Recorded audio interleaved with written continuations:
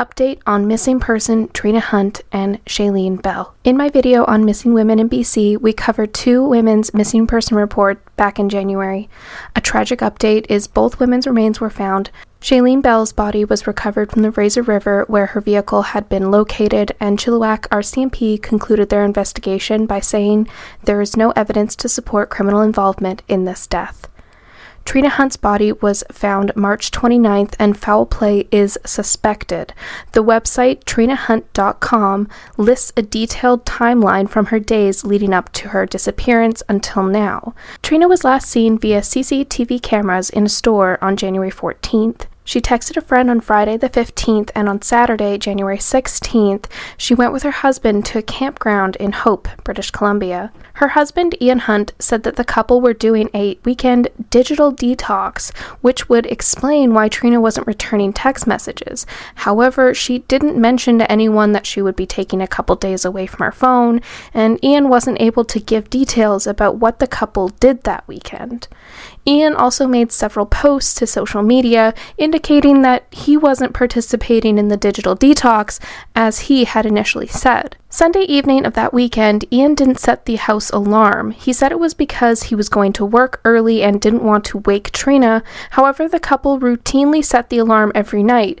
This was unusual. That Monday, Ian returned to work and found his wife missing, and in the house, he found her phone, wallet, purse, laptop, and he said that when he returned home that day, the house was unlocked and he called police.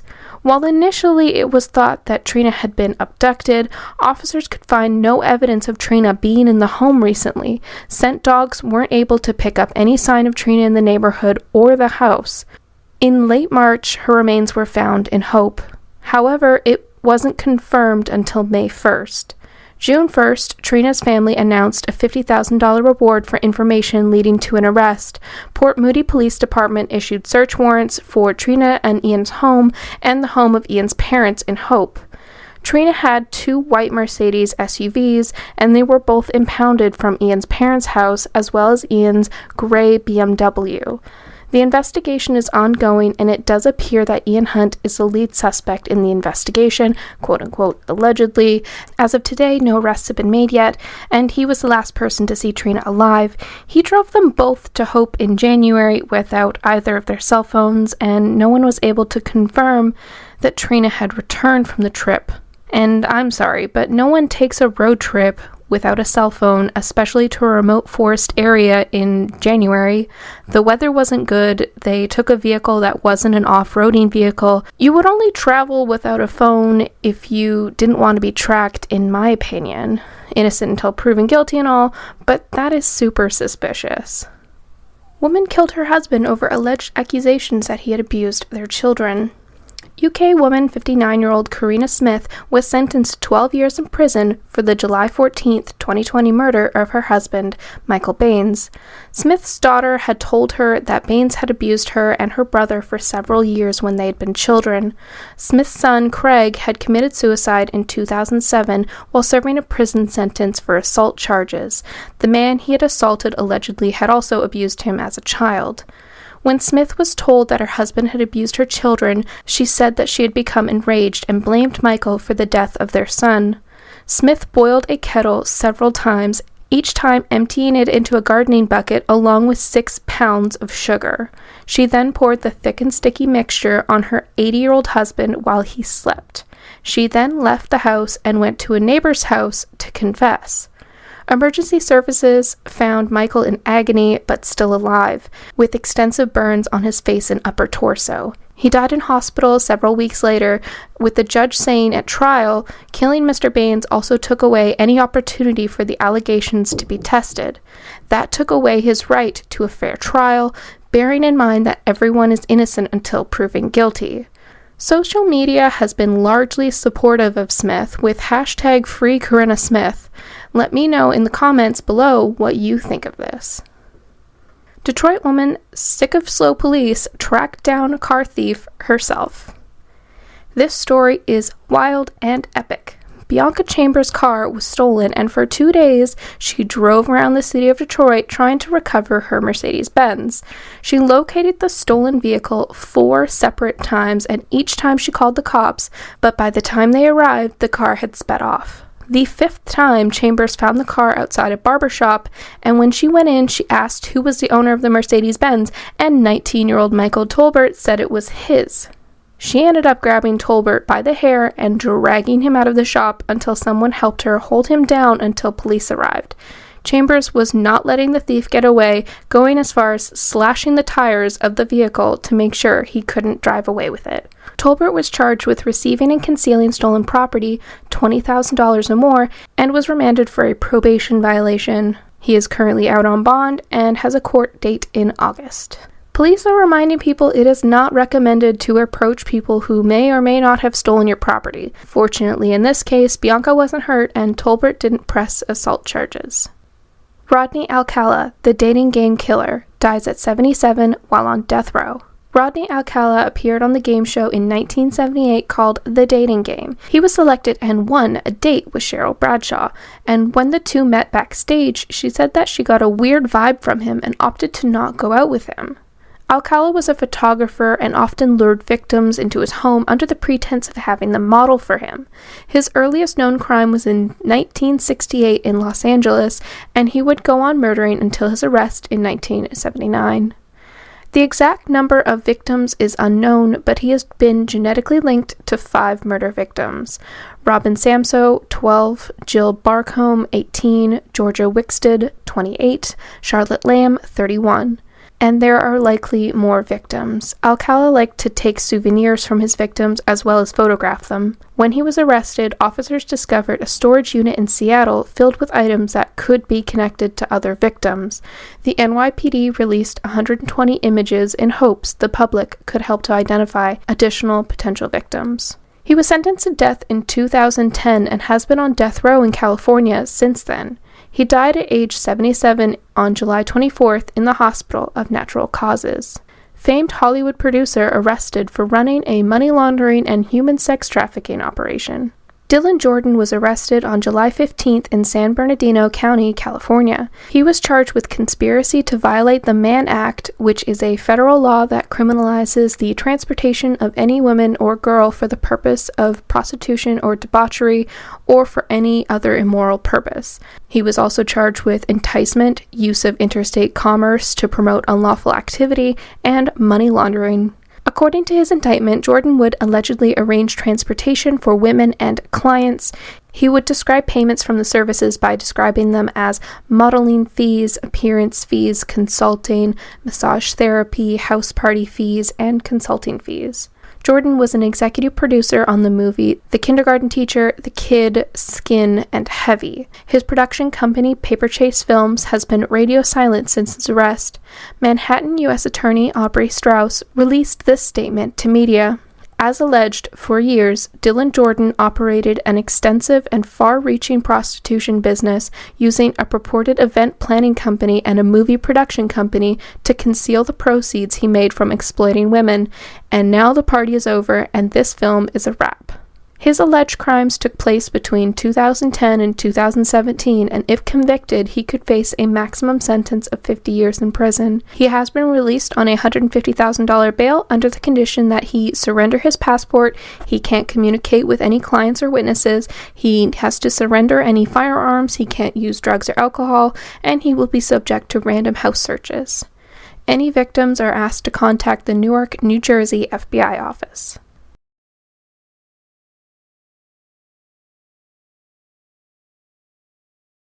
Nurse in Germany injects saline instead of COVID-19 vaccine, affecting nearly 9,000 residents.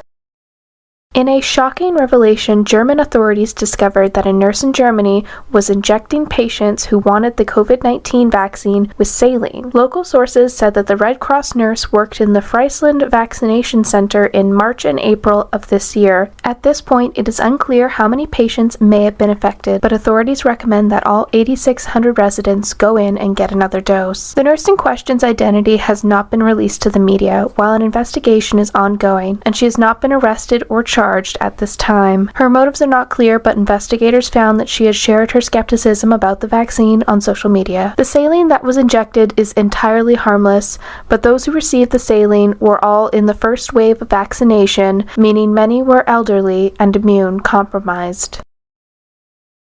Las Vegas landlord dealt with rent dispute his way, killing 2 and injuring a 3rd.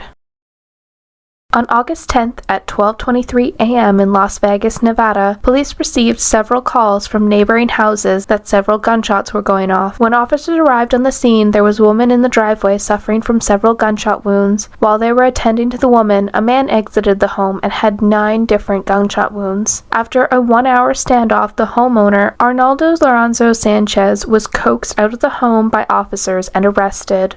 When officers tried to talk to him, he asked for a lawyer right away and would not speak to officers. When they walked through the home to secure the building, they discovered a 3rd victim, a deceased woman, inside the house. Investigators located the murder weapon in bushes near the home, and Sanchez had tried to get his neighbors to hide the gun for him. The first woman had died later that day from her wounds, while the man is expected to make a full recovery despite extensive injuries. Sanchez is a 78-year-old man who had begun renting out rooms in his home. Another tenant gave a terrifying account of events. He said that he and his girlfriend heard yelling and his girlfriend left the room to see what was going on. He said moments later he heard gunshots and then he looked out of the room and saw Sanchez standing in the hallway laughing. Another tenant, the male victim, opened the door to the room and Sanchez forced his way inside. The witness said that he hid behind a door in his room and heard the gun go off several times while hearing his neighbors screaming. He said that he fled the home and called the police. At this time, the victims' names have not been released to locate their next of kin. During the investigation, it was discovered that Sanchez had told a neighbor that his tenants had not been paying him rent, and his neighbor suggested he go through the process to evict them, but Sanchez smiled and laughed and said that he was going to deal with it his way. Sanchez had a court appearance on August 13th where he was denied bail due to the severity of the attacks. Now. Good afternoon, I'm Bianca Holman. Bail denied for the landlord accused of murdering 2 tenants and critically injuring a 3rd. Arnold Lozano Sanchez was arrested yesterday following the shooting on Chicago Avenue off Industrial near Wyoming. Hector Mejia, live from the Regional Justice Center in downtown Las Vegas, where he has appeared before a judge a short time ago. Hector. Well, the public defender had asked for a $25,000 bail with house arrest, but the judge denied that request, saying these are very serious allegations. And wearing jail clothing, Arnaldo Lozano Sanchez faced a judge for the first time this morning. The 78-year-old faces 3 felony charges, 2 counts of open murder and 1 count of attempted murder. Lozano Sanchez's first words were in Spanish in court. He said he did not know what he was being accused of. But prosecutors said the defendant was not just trying to terrorize the victims, he was trying to kill them. Stage of proceedings, I am going to order that Mr. Sanchez be detained without bail. Minnesota bartender went missing and was found buried on her manager's property. On August 4th in Insanti, Minnesota, 32-year-old Amanda Jo Van Grinsven was drinking at a bar where she worked at the Insanti VFW. She was later joined by her manager, Richard Melvin Peterson. The married 36-year-old was seen being very affectionate with Amanda. The two had been seen kissing and cuddling at the bar, and Peterson offered to get Amanda back home as she'd had too much to drink to drive. However, instead of taking her home, the two ended up at a second bar where they continued to drink. The two had gotten very handsy at the second location, and one witness said that he saw Peterson with his hand up Amanda's shirt, rubbing her back. At the same time, Amanda had been caressing his thigh. The two were seen leaving the bar together, but Amanda never made it home that night, nor did she show up at work the following day. Amanda was reported missing, and an investigation began. Members of the Isanti community are searching for a missing woman.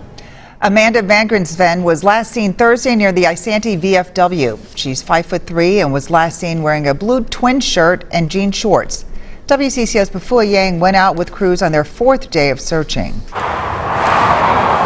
enduring long hours, sifting through woods and grass.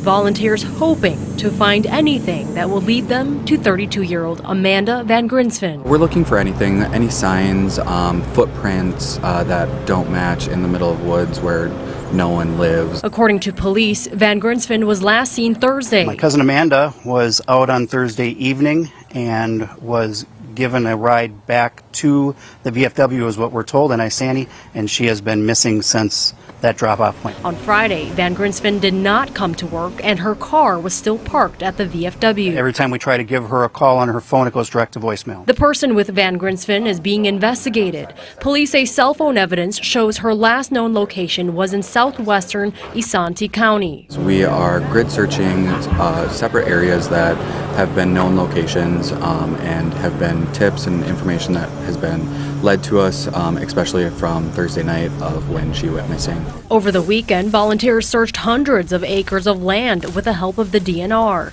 Several landowners also gave permission to search their property. Amanda's the person that if somebody in northern Minnesota or even in the cities would gone missing, she would be there in a heartbeat. In Isanti, Pafoyang, WCCO 4 News. Isanti police ask that you call them if you have any information about Van Grinsven's whereabouts. Peterson had been questioned about what had happened that night, and he said that he dropped Amanda off at the park when they left the second bar because she'd forgotten where she lived. Officers didn't feel that Peterson was honest during his interview, and his story had changed several times, and it didn't align with witness statements from that evening. They got a search warrant and searched his property, noticing several areas of disturbed dirt. Peterson owned a tractor and had excavated several places on the property without reason. Officers searched the area and located Amanda's body. Her cause of death was determined to be a single gunshot wound to the skull. Officials seized several guns from the property, Peterson's vehicle, his tractor, and a backhoe.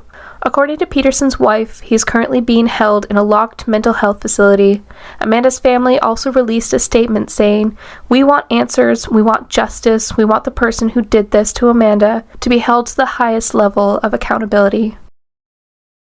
California couple, their child and dog found deceased on a hiking trail. In what was described as one of the most bizarre mysteries to befall Mariposa County in California, 45-year-old Jonathan Jerish, his wife, 31-year-old Ellen Chung, their 1-year-old daughter, and their family dog were all reported missing by their nanny at 11 p.m. on August 16th when they failed to return from a hike. The couple were avid outdoor enthusiasts. Like many others during the pandemic, the family decided to give up their apartment in San Francisco to work remotely in a larger home where they had more space. They recently purchased a property in the Mariposa area and were known to explore the Heights Cove trails. The couple's vehicle was located near the trailhead at the Sierra National Forest.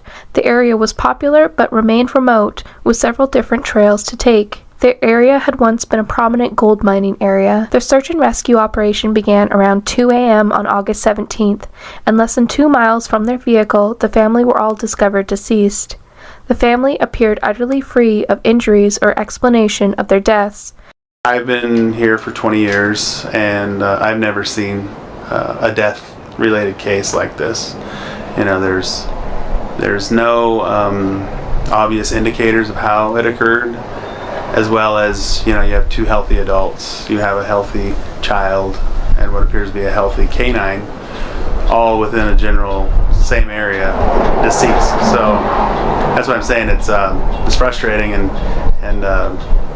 we're not going to rest. And our biggest mission is the safety, but also the family, and bringing closure and being able to support them through this tragic time. We don't have any indicators of how the death occurred, and so right now we're treating the coroner investigation as a homicide until we can establish the cause. We have not found any old mine shafts near the area. There are some mine shafts, but we can't confirm if that's the cause yet. When we initially located the family, there was no obvious signs of trauma or obvious signs of cause of death, and so that's when we had to slow down for the safety of the rescuers as well as the general public in that area, because there are those different options that are out there, mine shafts and off-gassing potential, and like I said, we're learning more, working with our partners at the Forest Service and Public Health on the toxicity of the algae blooms that they're posting about. It's tragic. It's emotional for us as well as the community, and we're going to do everything we can to ensure closure and safety of our community.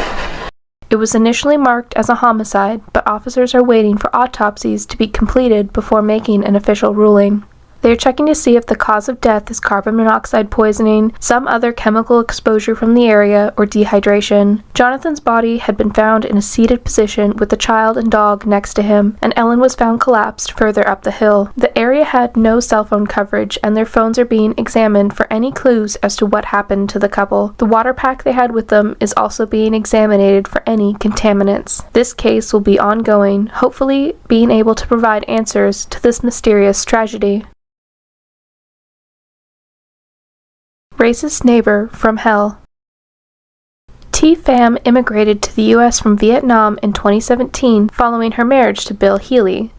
The couple started their new life together in Shoreline, Washington, where things were going well until Ty began experiencing relentless harassment from her neighbor, Jan Myers. In April 2021, amid a national surge of hate crimes against the AAPI community, Ty began experiencing a constant barrage of racism from her next-door neighbor, which seems to stem from Myers' belief that Ty's cat defecated in her garden. The 72-year-old woman began verbally harassing Ty and her 2-year-old son. Myers taunted her by calling her Miss Vietnam or Miss Saigon, and calling her a mail-order bride, among many other things. The unhinged harassment grew to threats when Myers yelled, "Hey, Miss Vietnam, you're not going to live very long." Hey, Miss Vietnam, please. Look at all that trash.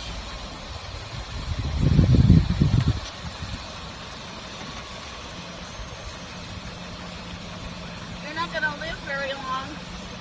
Ty also caught Myers peering through her windows, following her to the park when she took her son out for a walk, and most bizarrely, she also began walking around outside, naked from the waist down, exposing her genitalia to Ty and her son. On April 8th, Ty and her husband filed a protective order against Myers, which was violated shortly after. Myers was then arrested and charged with a felony hate crime.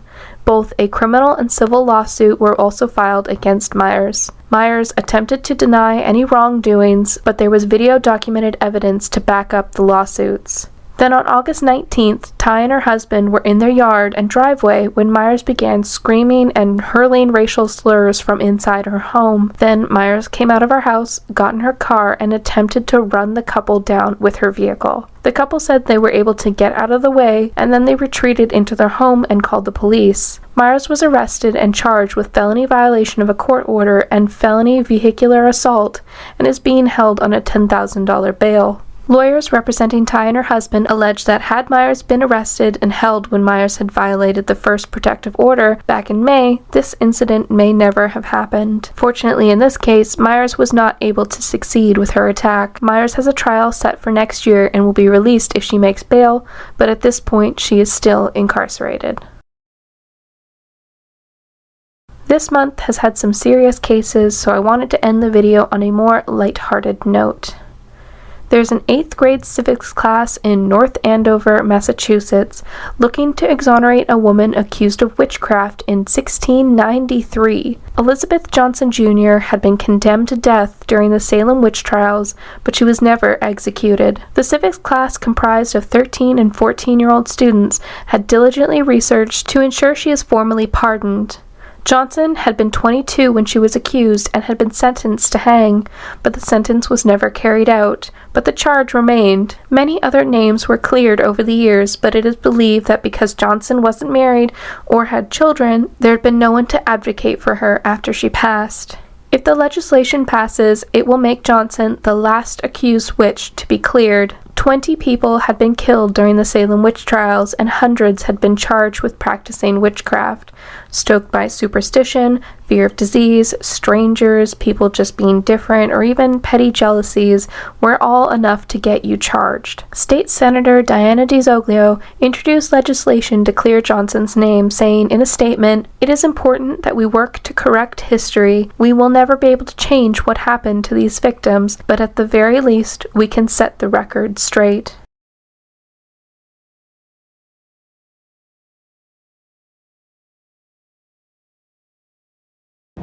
Our first quick update is going to be the family in California that died tragically while on a hike. Jonathan Garish, Ellen Chung, and their 1-year-old daughter and their dog were found deceased on a trail in the Sierra National Forest back in August. I've been here for 20 years and I've never seen a death-related case like this.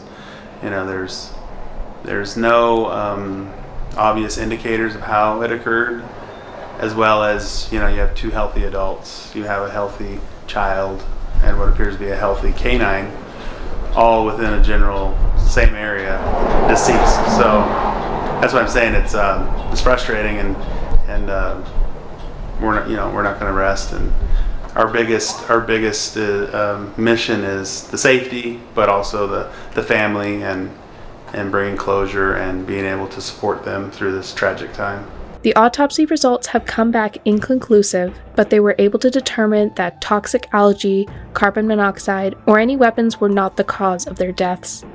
They are now looking into the possibility that the family was struck by lightning, and they are still working to determine what happened. The investigation is still ongoing, and hopefully there will be answers soon in this tragic case.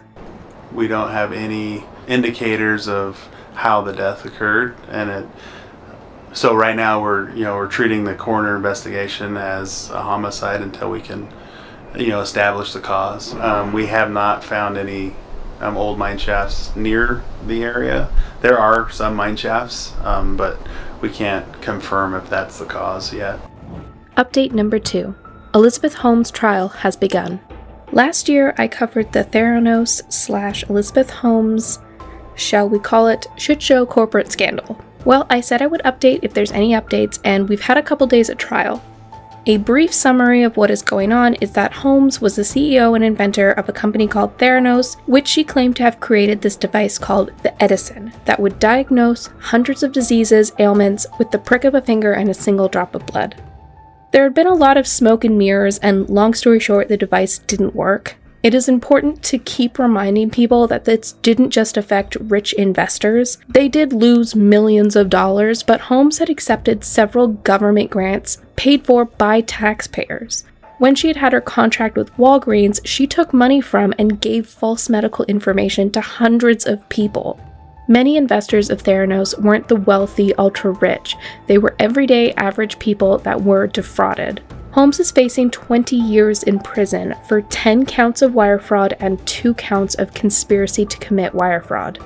Ramesh Sunny Balwani was Holmes's boyfriend and president of Theranos and is facing similar charges, but they will be tried separately. They have both pleaded not guilty to all charges. Her trial is honestly not going that well for her, despite her legal team trying really hard to pin most of the fraud on Sunny Balwani. So far, the evidence is not in her favor. 600 pages of text messages show that Holmes knew she was in over her head, and there were even messages from Sunny of him trying to convince her to reel back some of the press. Holmes's legal team is trying to depict her to the jury as a naive businesswoman who came up short and had her company fail, though it didn't really fail as much it was shut down by the government. Her lawyer said in his opening statement, "By the time this trial is over, you will see that the villain the government just presented is actually a living, breathing human who did her very best each and every day, and she is innocent." This trial has a long way to go, as there are over 140 potential witnesses waiting to testify. If you guys are interested in a bigger deep dive in this trial, let me know. In our final update, R. Kelly has been found guilty of 8 counts of sex trafficking as well as racketeering. His crimes included using his fame and wealth to lure young female victims under the promise of helping their music careers. Many of them testified that they were underage when they were abused by Kelly. Kelly used his business enterprise to buy the silence of those critical of him. He also used employees to assist and enable him to abuse his victims. He was found to have bribed government workers to issue falsified documents. He was alleged to have kidnapped, drugged, and assaulted victims, both at his home and his studio. He kept multiple victims trapped at his home and also created videos of women doing degrading acts to ensure they stayed silent, threatening to release the videos and ruin their lives. His sentencing hearing won't be until May 4th, where he faces multiple life sentences. He also has a separate trial in Chicago for criminal charges related to the sexual exploitation of minors. R. Kelly's legal issues don't stop here. He also has a separate trial in Chicago for criminal charges related to sexual exploitation of minors. The lawyer representing all 6 victims in this trial, Gloria Allred, said in a statement, "Because of their courage and the outstanding work of federal agents and prosecutors, in this case, justice has been done." Allred added, "Let this be a message to all celebrities who also use their fame to prey on their fans and others who are unfortunate enough to come into contact with them. You're also likely to face serious consequences for your criminal conduct."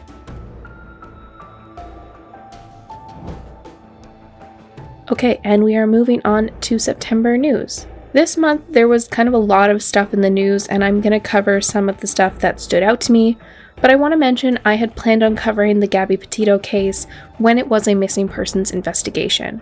But as many of you know, the case progressed very quickly, and it has been reported on extensively, so I won't be covering it here. My thoughts and prayers are going out to the Petito family as they deal with an incredibly difficult time. Okay, we are moving on to our first case. A Maryland judge takes his life moments before being arrested by the FBI. I am going to actually put a trigger warning on this case and probably the rest of the video, as this deals with SA of minors. On September 10th, the FBI executed an arrest warrant at the home of Jonathan Gray Newell in Henderson, Maryland. The 50-year-old Carolina County judge was on leave of absence following an investigation of him possessing illicit images of children. Newell was known to host fishing trips at his cabin. 2 15-year-old boys were at his cabin when they discovered a camera hidden in their bedroom. They told their parents, who reported it to the police. When initially confronted by investigators, Newell chewed up and swallowed a camera memory card. A search warrant was issued to obtain CT scans of Newell's abdomen and pelvis, where they were able to confirm that he had in fact chewed and swallowed a memory card. A search warrant for the property, as well as his cabin, boat and truck and office, also uncovered numerous digital devices and numerous videos of minor males showering. 9 victims reported that they had been in Newell's cabin or home, and they had reported showering there, but also that Newell would enter the bathroom, where he said he was coming in to check them for ticks. When FBI agents arrived to arrest Newell, he barricaded himself inside the home, and they heard a single gunshot come from within the home and entered by force, only to discover Newell dead from a self-inflicted gunshot wound. Newell had been a judge since 2016, and then before that, he had been a top prosecutor in the area. Newell's wife had left last year, and the couple had 2 sons together. At this point in time, it is unclear how many years back some of this footage goes, or how many victims are involved at this time. My thoughts go out to them and their families during this horrible time. Alright, number 2. South Carolina lawyer Alex Murda allegedly shot himself so his son could collect a $10 million life insurance policy. This is kind of a wild story that just seems like it's only just unraveling.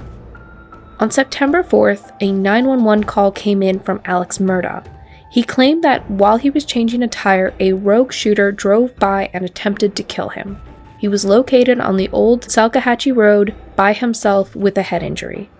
He was airlifted to the hospital and treated for a skull fracture. The bullet had grazed him and he survived the alleged attack. Alex Murda was the son of Randolph Murda, and the family was very prominent in the South Carolina legal circuit and heavily involved in local law. At the time of the attack, it sort of made sense to local law enforcement. 3 months prior, Alex Murda's wife and oldest son had been murdered at their home. That case is still ongoing, and there isn't much released about it, but it seemed plausible that the family was still being targeted. However, authorities uncovered evidence to suggest that Alex had orchestrated the attack as a botched suicide plot. He had a $10 million life insurance policy, but it had a suicide exclusion, so he arranged for a man to kill him, but the shooter missed and he survived the attack. The shooter was identified as Curtis Edward Smith, and he confessed to law enforcement his involvement in the scheme. He was charged with assisted suicide, assault, and battery of a high aggravated nature, pointing and presenting a firearm, insurance fraud, conspiracy to insurance fraud, and distribution of methamphetamine, and possession of marijuana. The two allegedly knew each other because Smith was Murda's drug dealer. Murda said in a statement that he was resigning from his law firm and he would be entering rehab for opioid addiction. He apologized and said, "The murders of my wife and son have caused an incredibly difficult time in my life. I have made a lot of decisions that I truly regret." A few hours after his statement, his law firm announced that Murda had siphoned money from the company and he hadn't resigned, he was fired. They didn't specify how much money was missing, but said that it likely hadn't started 3 months ago, and they believed it went back as far as 20 years and was a vast amount of money. Investigators are exploring the possibility that the murder of his wife and son may have been connected to money and drug problems, but the weirdness doesn't stop there. Murda's son, the one that had been murdered, Paul, caused a boat crash that killed a young woman in 2019. As well, he was also involved in a hit-and-run death in 2015, and their housekeeper and nanny had died in what was called a freak accident at the Murda home in 2018. In total, there are 6 criminal investigations related to Alex and Paul Murda. This is a very strange investigation, and I'm interested to know the conclusion of all these cases will be. Let me know what you think about this one, and if you think I should do more of a deep dive. Number 3. An argument over a lawn tractor ends in murder. In Des Moines, Iowa, 2 neighbors were in a disagreement over the payment of a lawn tractor. Amber Burton and her boyfriend had sold their tractor to their neighbor, Neri Lopez Morales, but the 3 were having a disagreement over the payment of the tractor. On September 14th, Amber went over to Morales' home and repossessed the tractor while Morales wasn't at home. Later that evening, Morales was caught on surveillance going to Burton's home, and he shot her once in the chest with a shotgun. Police responded at 8:30 p.m. when another neighbor reported hearing screaming and a loud bang. When the police arrived, they found Amber deceased on her couch. Morales was arrested that evening and charged with 1 count of first-degree murder. He is being held until his first court hearing at the Polk County Jail on a $1 million bond. And our final topic for the evening, a Texas woman kills Peeping Tom. This is kind of a short one, and I'm interested to know what your guys' stand on a case like this is. In Houston, Texas, a woman whose identity has been withheld was in her home alone at around 11 p.m. She said that she saw a man looking into her bedroom window. Terrified, she grabbed her rifle and fired several shots into the direction of the man through her wall. 1 bullet connected with the man, blasting through his chest. He died on the scene with extensive wounds from the rifle. At this point in time, no charges have been made, but the woman is cooperating with the police. The woman said that she shot the man in self-defense and did not know or recognize him. This case really makes me think of Israel Keyes and the Golden State Killer. They both started out as peeping toms, and their crimes quickly escalated to serial predators. Where I live, this isn't legal even when in self-defense. She would have been arrested and charged for murder.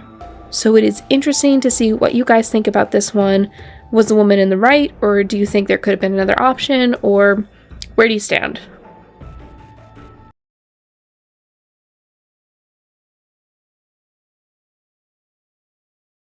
This is a strange story that's getting even stranger. A series of mysterious deaths, including the unsolved murders of Murdoch's wife and son, and now accusations of a botched attempt to make his own death look like a murder.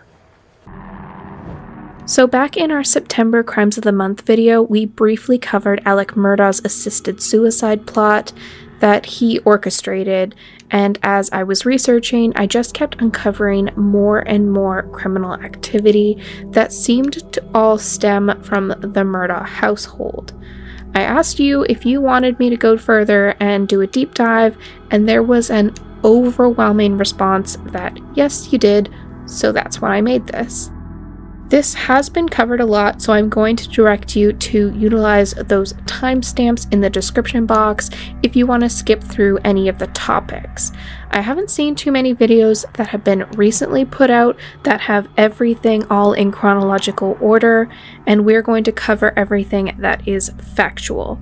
My sources for this video are current lawsuits, police reports, and sources that have been covering this without any sort of sensationalism. There is a lot of information out there, and we're just going to currently work with the facts and not with anything that is too speculative. From 1920 to 2006, there has been a member of the Murda family serving as a solicitor for the 14 circuits representing 5 counties: Allendale, Hampton, Jasper, Beaufort, and Colleton of South Carolina. A solicitor serves as the lead prosecutor in their area, much like a district attorney. These are elected positions, and it began with Randolph Murda Sr. He served in that position for 20 years until he died in a train accident. His son Randolph Buster Murda Jr. took the position next and held it from 1940 to 1986 and served in the position the longest. When he retired, his son Randolph Randy Murda III took over the position in 1986 and held the position until his retirement in 2006. 3 generations and 86 years in a position of prestige and power. Randy Murda also had 2 sons, who may have been in positions to also serve as solicitor later on. The eldest son, Randolph Murda IV, and Richard Alexander Alec Murda. In my last covering, it appears that he pronounces his name as Alec instead of Alex, but I wasn't really sure until now, so we're just going to make that little correction. The 3 men until recently all served as senior attorneys at their family law firm: Peters, Murda, Parker, Ellsworth, and Dietrich. So this is a family that is wealthy, well-connected with all levels of the legal system as well as law enforcement. Alec and Maggie met at the University of South Carolina, where they both were students. They married soon after and then had their 2 sons. Alec and Maggie seemed to have a very close relationship until recently. She reportedly often visited Alec at work, and they often had lunch together.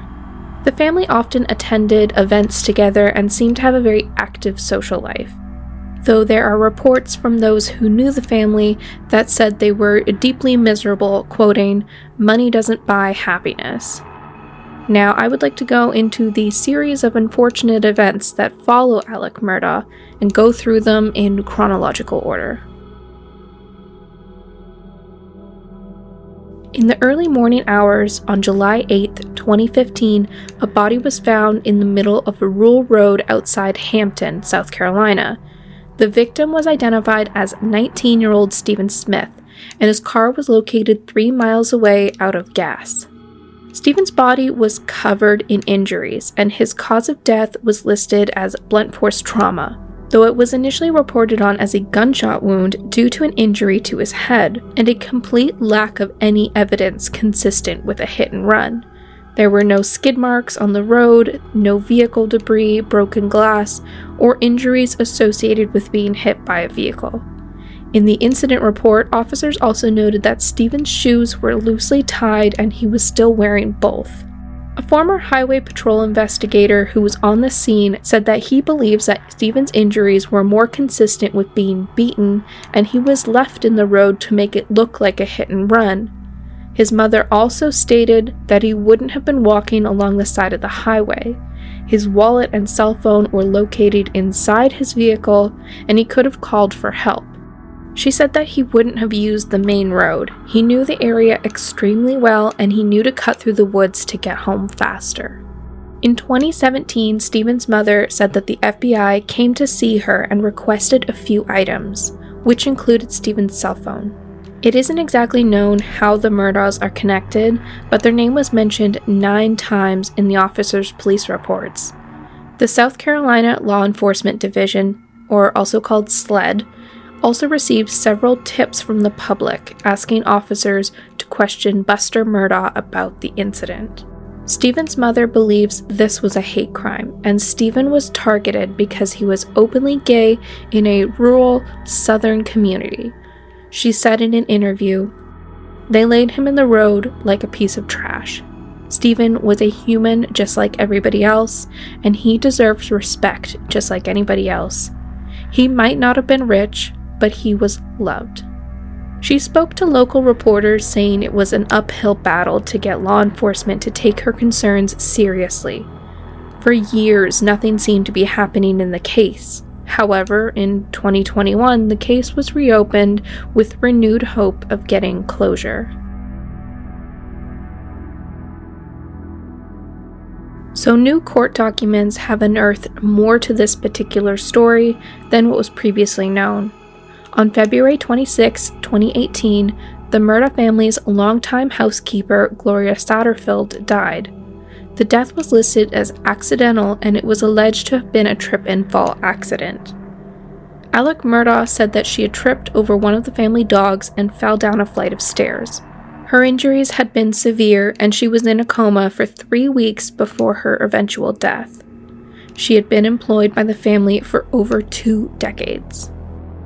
The incident had not been reported to the coroner, and no autopsy was done at the time of her death. More suspiciously, on her death certificate, her cause of death was listed as natural, which is not accurate, and it is unclear whether any sort of official investigation took place, as this was a workplace death and it should have been. Mrs. Sotterfield was survived by her 2 sons, and we know these details because they are suing Alec Murdaugh for failing to pay out on a settlement that they had agreed on. The sons never received any of the settlement money, which is why they sued, and during the course of suing, they learned so much more than they had ever thought possible of Alex Murdaugh. They alleged that at their mother's funeral, Alec approached them and said that he would help to take care of them, which included paying them the proceeds from a life insurance policy that had been taken out on Mrs. Sotterfield's behalf. Murdaugh suggested an attorney for them to use, a Corey Fleming, but failed to mention that Fleming was a close and personal friend. The sons also alleged that Fleming helped divert millions of dollars from the settlement back into Murdaugh's pocket using a shell corporation. Okay, so this part is a little bit complicated as I am not a legal professional, but I'm going to break it down how I understand it. It appears that there was a settlement agreed on by the Murdaugh legal team, and the legal team representing the sons, which was Corey Fleming. They agreed on a $500,000 settlement. However, it appears that there was a judge's order approving a $4.3 million settlement, but that figure was never brought for the sons' approval. The document had been signed, but it was never filed with the courts. Out of that $4.3 million, they would have received roughly $2.7 million after the legal fees were paid. However, the Sotterfield family had never been made aware of this figure, just that $500,000 figure. It is alleged that the money was paid out by the insurance company and then accepted into a shell company called Forge, which was owned by Murdaugh, who was then able to funnel the money back to himself to pay off credit debts. Barry, you're spot on. The only thing is I'm not asking the bar to sanction him. I just merely perform my duty to inform the bar as a lawyer of our state when I know that somebody else has possibly violated the rules of professional conduct. I'm duty bound to inform the bar, and then the bar does their own investigation. So I supplied them with a copy of the complaint, and presumably they will start an investigation. So what does that mean for Corey Fleming? Because, the layperson in me says that's just icky. Maybe he should lose his license. But is there something more sinister? Is there something criminal to that? I'm not going to venture into the criminal, but there is something that could jeopardize his license if the bar was to find that he had misappropriated money or assisted others in misappropriating money from clients or secreting material information from the clients in order to enrich others instead of his duty of fidelity to the clients, he could have his license impacted either through suspension or ultimately he could lose his license. You know, two things we were told in law school: never lie to your client, never steal money from your client. If you do, you're going to lose your ticket. But we out here outside law school, we're told you're going to go to jail if you steal money from people. So that's why I asked. This sounds like he could be exposed also to the criminal procedures. You know, like Al Capone went to jail for income tax evasion. He didn't go to jail for, you know, all the killings that he did. I believe that this case is at the epicenter of what's going to happen ultimately in Hampton County to the Murdaughs and a lot of different people because of the amount of money that has not been accounted for and misappropriated. I think that ultimately people are going to lose their law licenses. I think there's going to be a real microscope into the judicial system and how this took place, where approvals were given for these type of settlements without them being on court record, without there being a court order approving these settlements. I think it's going to be a top to bottom look. And I really do think that at the end of the day, there's going to be a cleanup that happens, because this is really an indictment on the South Carolina justice system. We don't like the way we're looking to the rest of the world and the nation. It's not who we are. And I really do believe that our Chief Justice and a lot of the people in the justice system are going to be looking at this. And it's this particular case that is going to cause a lot of people to have to take pause. You know, when you're talking about $4 million being misdirected, it's being done by mail, it's being done by wire, it's being done through different banks, which implicates all kinds of money laundering, conspiracy to commit fraud, all those type of economic business crimes that carry with it extensive penalties. The thing that I learned today that really shocked me is that Mr. Murdaugh set up a dummy company and a dummy bank account where the money that was sent from Corey Fleming after he took his attorney's fees went to a company called Forge. Believe it or not, Forge. That's the name that Mr. Murdaugh chose to have the money deposited in. And he took that check and deposited it in an account, and he took that money allegedly for himself. The reason he used the word Forge is we have a company in Georgia called Forge Consulting, which does structured settlements for large settlements. And that is, if you get $1 million settlement, you don't want the money to go all at one time to a minor, you can structure it to be paid out over a number of years, and you purchase an annuity so that over a course of 15, 20 years, that $1 million can be worth $3 million. And so it's allegedly Mr. Murdaugh had Corey Fleming make that check payable to Forge, the remaining amount of that almost $4 million that was recovered, and then he took the rest, or that's what we are told. There is a legitimate financial consulting firm called Forge, which handles insurance settlements of this nature, though they are not affiliated with the company that accepted the Sotterfield settlement. This is a deeply troubling financial fraud scheme, which we will cover more later, and it seems to have required a fairly decent amount of planning. This didn't just kind of accidentally happen. A shell company was formed in order to appear to be a reputable company. It then calls to question whether this was all orchestrated prior to Mrs. Sotterfield's death. I mean, how many employers take out multi-million-dollar life insurance policies for their housekeepers? So far, we only have one side of the lawsuit, and I'm sure more will come out in court with discovery. I'm curious to know when that life insurance policy was taken out, who signed off on the death certificate, and what consequences Corey Fleming will face, as he didn't act in his client's best interests and was actually negligent in not informing them of what the judge signed off as their award. This whole thing seems rotten from the inside out.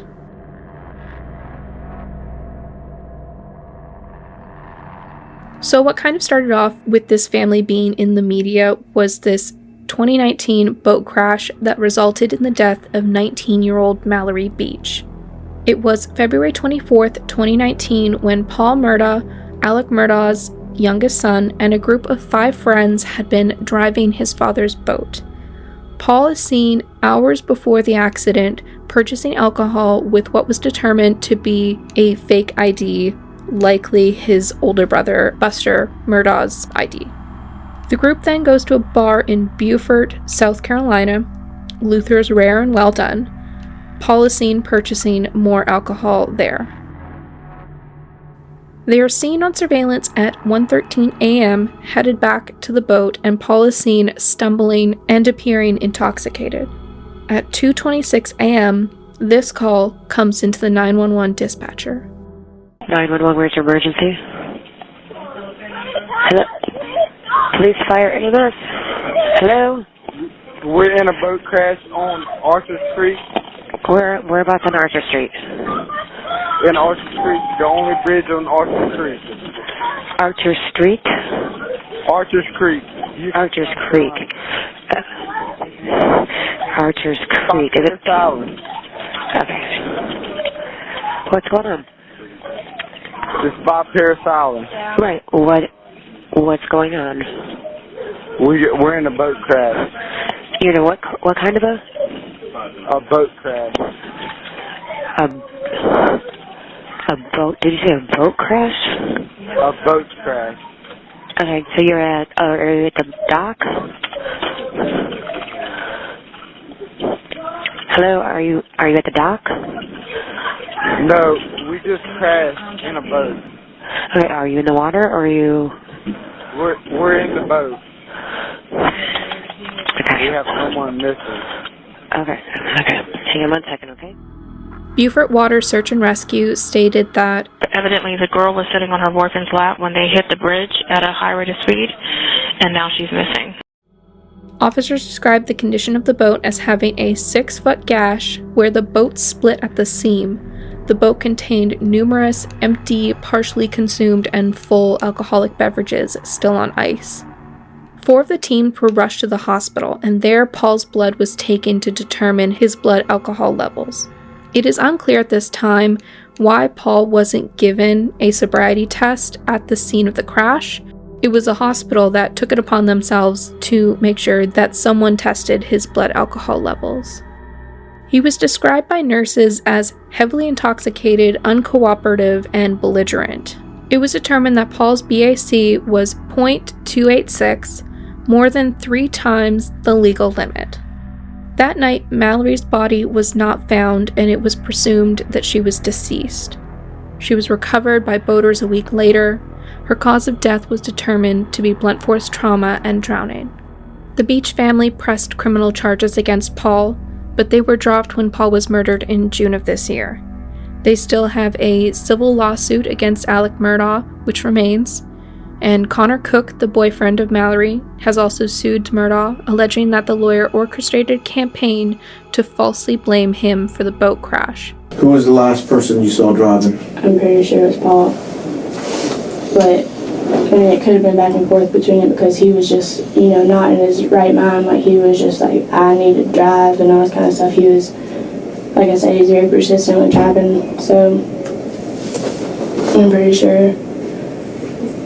Because I don't know that for a fact, because I was still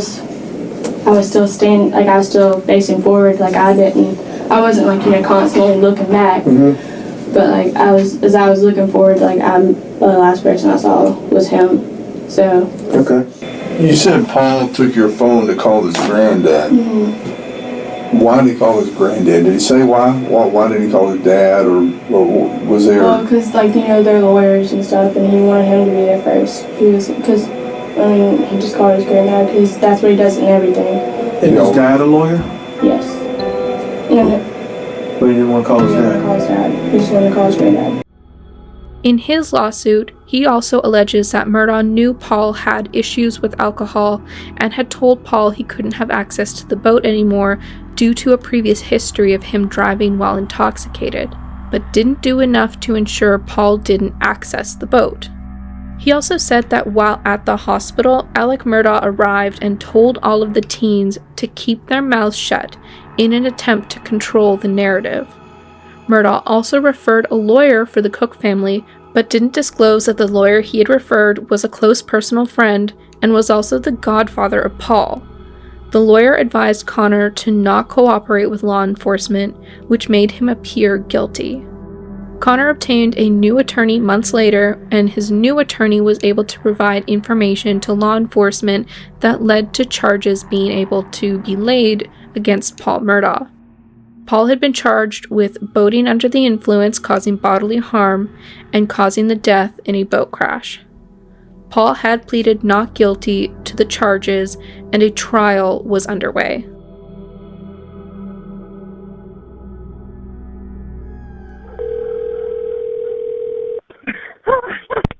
Hampton County 911, where's your emergency? This is Alec Murda at 4147 Moselle Road. I need the police to ambulance immediately. My wife and child got badly. Okay, you said 4147 Moselle Road in Allison? Sir? You said 4147 Moselle Road in Allison? Yes, sir. 4147 Moselle Road. Stay on the line with me, okay? Yes, sir. Stay on the line with me, okay?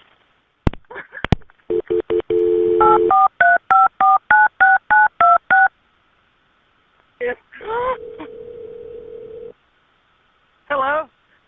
I'm still here. Stay on the line. I'm still here, okay? Carlton, I have an Alex Murdoch on the line, caller from 4147 Moselle Road. He's advising that his wife and child was shot. Mr. Murdoch, go ahead and talk to Carlton. It's 4147 Moselle Road. I've been up to it now. It's bad. Okay. On June 7th, 2021, Alec Murda makes this chilling 911 call at 10:07 p.m. He arrived at the family hunting lodge in Isleton and discovered his wife and son, Paul. The police initially held Alec for questioning, but he was released when his alibi for that evening was confirmed. Alec had been visiting his mother, who has dementia, and was seen by her caretaker. The incident was confirmed as a double homicide, and that the time of death was somewhere between 9 and 9:30 p.m. Some reports have stated that 2 separate weapons were used in the attack, but that hasn't been confirmed yet by authorities. It appears that something was found during the course of this investigation, because this is when we see SLED reopen the investigation for Stephen Smith's death as well as Gloria Sotterfield's. Possibly incriminating evidence was found either on cell phones or computers of the Murda family, though currently that is only speculation. Following Paul's death, the South Carolina Attorney General office dropped all charges against him. 3 days later, on June 10th, Alec's father, Randolph Murda III, passed, following a stretch of poor health. He was 81 at the time of his death, and Alex Murda, all in 1 week, lost his father, his wife, and his youngest son. At this point in time, there isn't a lot about these murders that have come to light. Many of the official documents have been heavily redacted, but there is clearly some connection. On September 2nd, Murda's law firm PMPED began an investigation into Alec Murda after finding a suspicious check on his desk. The check was made to him personally, not to the firm, which was what prompted this investigation. It is discovered that Alec was taking money from the firm as well as clients and funneling those funds into a personal account. PMPED was able to track the funds and uncover the fraud.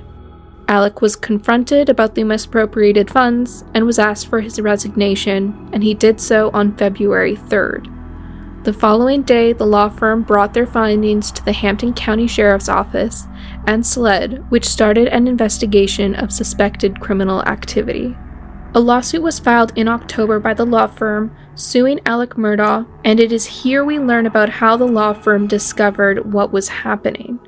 They also discovered the fictitious entity called Forge, which, as we discussed earlier, was made to look like a legitimate financial consulting firm, but it provided no services and had no products for sale. Its creation was established solely to convert money from the law firm to Murda. They claim that they had no knowledge of what Murda was doing and said in their lawsuit that because he had disguised the payments using a company that they used regularly, it had evaded detection. This was a company that they used routinely for years, and because Murda knew the ins and outs of how the law firm used this company, he was successful in making these payments look legitimate. PMPED's website has this statement released. The lawyers and employees of PMPED live and work in Hampton, Jasper, Colton, and Beaufort counties. Most of us grew up in the area, attended local schools, worship at area churches, and continue involvement with local civic organizations and charities. We are proud of our communities and are distressed by this tragic situation involving our former partner, Alec Murda. The negative attention that this has brought to our community and to our firm is regrettable. PMPED is a robust firm with skilled, experienced attorneys who represent our clients with a fierce commitment to obtaining justice. We were shocked and dismayed to learn that Alec violated our principles and code of ethics. He lied and he stole from us. No member of PMPED was aware of Alec's scheme. When we learned he betrayed our trust, we requested his resignation immediately. We have yet to speak to anyone who was aware of his addiction to opioids. While Alec's situation is tragic, be assured that the firm is strong and focused on representing its many clients. We provide legal services locally and statewide. We hold ourselves to the highest ethical standards in handling our clients' cases. Despite the widespread recent publicity, we continue to work to represent our clients with the same diligence and professionalism as prior to the discovery of Alec's misdeeds. The funds taken by Alex will not affect current or future operations. No client will suffer a financial loss as a result of Alex's misconduct. We have read the media reports about the lawsuit and settlement resulting from the death of Gloria Sotterfield. If these reports are accurate, we are stunned at what occurred. It is important for everyone to know that PMPED did not represent Alec in that case. His insurance company hired counsel to represent him. Like many of you, we have a lot of questions about Alec and what has recently come to light. We don't know the answers, but we will continue assisting law enforcement and other authorities in efforts to find the truth. PMPED is committed to our clients and community. You can count on us to operate our firm in an honorable and transparent fashion. So the law firm has stated that they are still working with a forensic accountant to see how long this goes back and how much money has gone missing in total. This is still ongoing, and we will likely see an amendment to their lawsuit when they have final figures.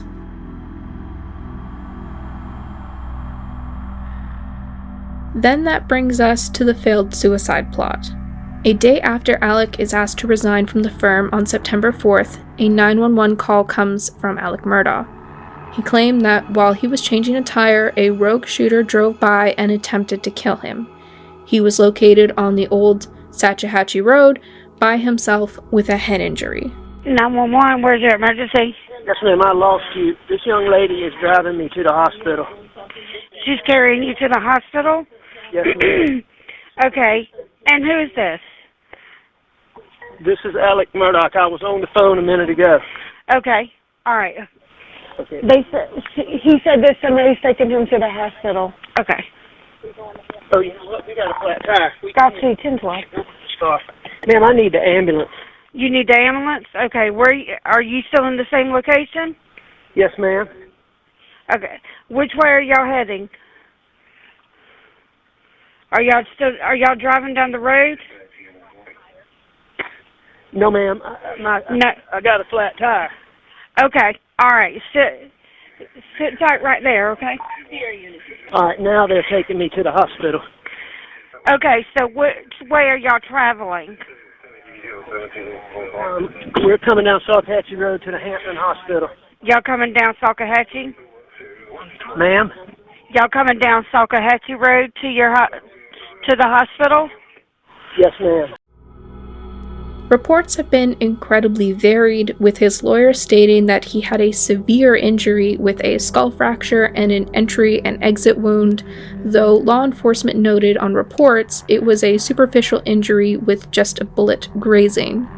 We did see footage of Alec Murda only days later in court, and he doesn't appear to have any major visible injuries. Certainly no entry and exit wounds, so that to me is interesting. The shooter, Curtis Edward Smith, has gone on to give several interviews and is currently claiming that he was trying to stop Alec from shooting himself and the gun went off in the struggle. As stated in our previous coverage, Curtis Edward Smith was a one-time client of Murda, but it is also alleged that Smith was the one that provided Murda with illicit substances. On September 6, Alex made that statement saying that he was resigning from the firm and entering rehab. Later that day, his law firm put out their statement, basically saying, oh no, he was fired for stealing. On September 8th, we saw that the South Carolina Supreme Court suspended Alex Murda's law license, effective immediately, as well as the license of Corey Fleming, the lawyer who handled the Gloria Sotterfield settlement. So Alex Murda has a lawsuit from his former firm that alleges the fraud and misappropriation of corporate funds. There's also the lawsuit from Gloria Sotterfield's family, as they haven't received anything from their mother's wrongful death settlement yet. Connor Cook also brought a suit forward against Alex Murda, Buster Murda, and employees that provided alcohol to Paul for their alleged roles in the boat crash that killed Mallory Beach. As of October 19th, Alec Murda is being held in custody. He was denied bond, and he has been court-ordered to undergo a psychiatric evaluation, which will dictate what happens next in this case.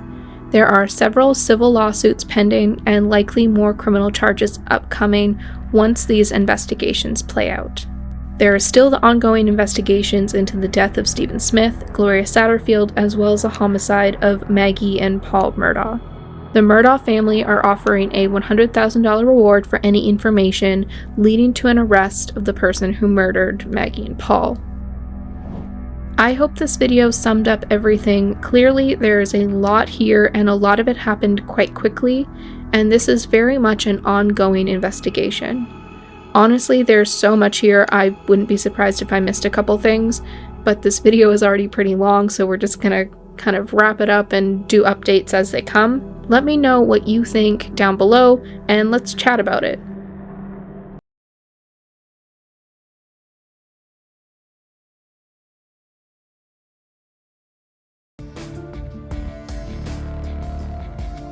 The first update is that there's a team who have said that they have significant evidence that has led them to believe that they've discovered the identity of the Zodiac Killer.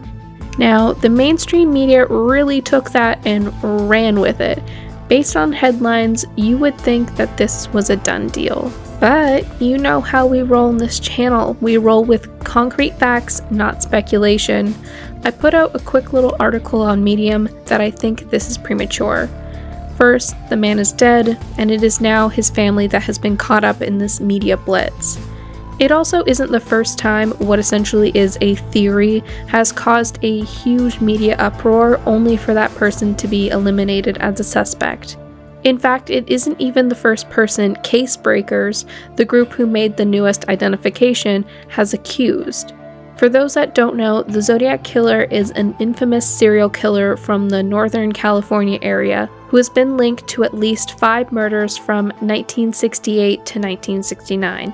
He gave himself the name Zodiac Killer and sent several cards and letters to media outlets, including 4 ciphers. He claimed in those letters that he has 37 victims, but because of how he killed, it is difficult to link him to other victims. So the group that believes they have identified him are called Case Breakers, and they're a group of retired military, law enforcement, legal professionals, and forensic specialists that solve cold cases. They currently have over 40 members and work on a wide variety of cold cases.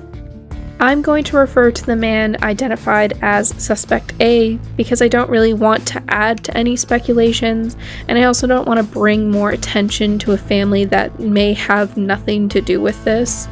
Why they think they have identified Suspect A is based on the following evidence.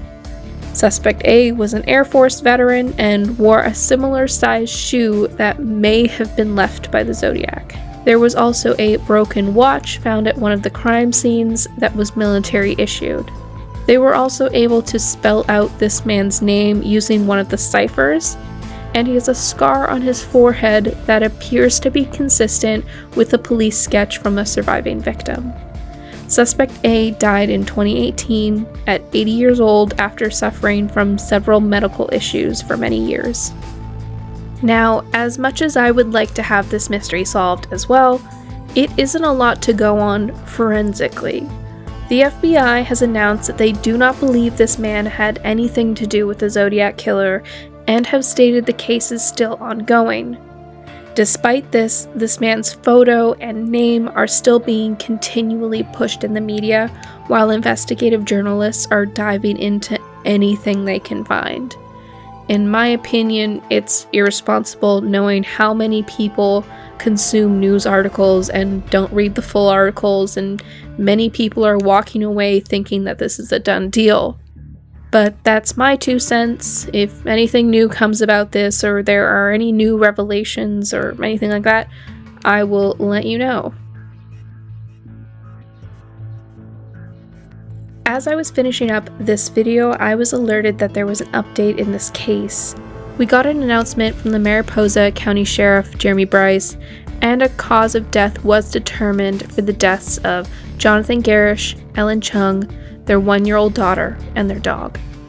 Over 30 law enforcement agencies reviewed the case, ruling out murder, lightning strikes, poisoning, drugs, and suicide, and the cause of death was determined to be hyperthermia, a condition where a person's body temperature gets excessively high due to extreme heat and humidity. They determined that the family had likely run out of drinking water and temperatures soared to 43 degrees Celsius or 109 degrees Fahrenheit, and the family was ill-prepared for the extreme heat. The trail had been a very popular hiking area, but in recent years wildfires had devastated the area. The 8-mile loop had very little shade, and though they'd set out quite early, it was already pretty warm when they started, and by the time they got halfway through the trail, the temperatures had already skyrocketed. The family had a 2.5-liter water bottle with them, but it was discovered completely empty. The family made a statement through the sheriff's office saying, "Some questions have been answered, and we will use this information as a way of helping us come to terms with the situation. Our hearts will never forget the beautiful lives of Jonathan, Ellen, Miju, and of course, Oski. They will remain with us wherever we go." This case is super tragic, and my thoughts and prayers are with the family at this time.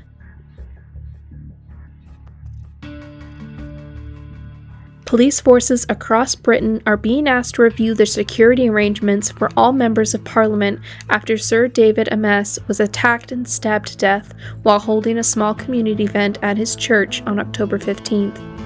The 69-year-old MP had been serving as a Conservative since 1983 and is the second PM to be murdered in 5 years while holding similar events. Boris Johnson, the current Prime Minister and Conservative leader, put out this statement.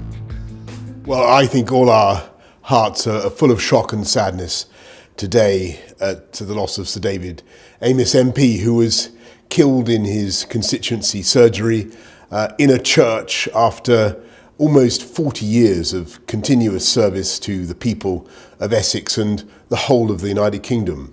And the reason I think people are so shocked and saddened is, above all, he was one of the kindest, nicest, most gentle people in politics. And he also had an outstanding record of passing laws to help the most vulnerable, whether the people who are suffering from endometriosis, passing laws to end cruelty to animals, or doing a huge amount to reduce the fuel poverty suffered by people up and down the country.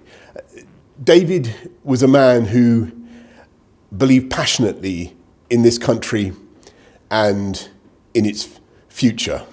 And we've lost today a fine public servant and a much-loved friend and colleague. And our thoughts are very much today with his wife, his children, and his family. I think everybody was deeply shocked and heart-stricken. And our thoughts, as I say, are very much with his family, with his wife, with his children. And for the rest, I mean, we must really leave the police to get on with their investigation. The attacker was arrested and is currently in custody. What is currently known about the attack is that it was carried out by a 25-year-old male, possibly a British national, and it is being described as an act of terrorism.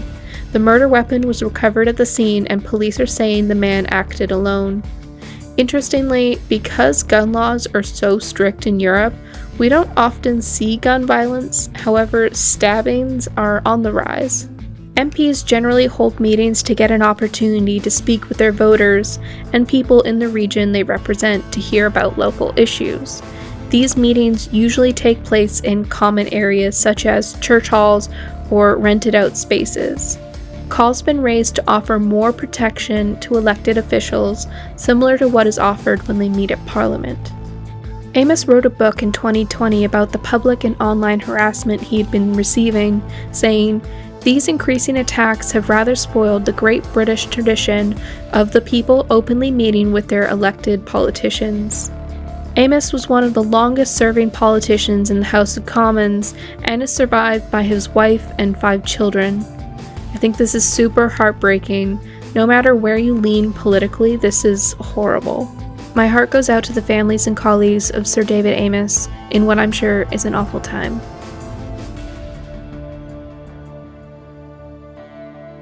On October 13th, a man was arrested for assaulting a woman while on a Philadelphia train. The attack had lasted a total of 40 minutes and was only ended when an off-duty employee of the train intervened and called for law enforcement. The victim, an unidentified woman, said that she boarded the train around 9:15 p.m. She was intoxicated and alone.